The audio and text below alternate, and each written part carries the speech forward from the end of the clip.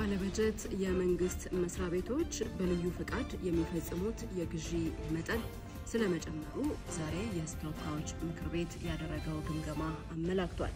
በዛሬው ዕለት እንግዲህ የመንግስት ወጪ አስተዳደርና ቁጥጥር ጉዳዮች ቋሚ ኮሚቴ የመንግስት ግዢና ንብረት ባለስልጣን የቁጥጥር ስርዓት አፈጻጸም የክዋኔ ኦዲት ሪፖርትን ገምግሟል።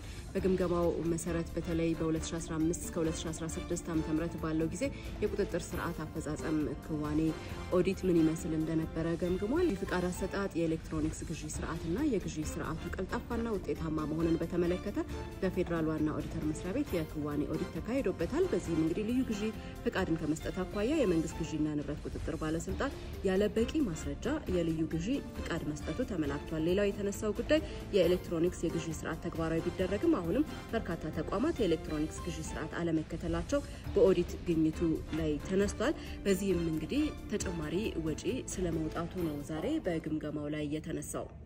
ዜና ኢትዮጵያ ይህንንና ሌሎች ጉዳዮችን ዛሬ በስፋት ዳስሷል። በዶት ስትሪም የማህበራዊ ድረገጽ አማራጮቻችን ልትከታተሉን ትችላላችሁ።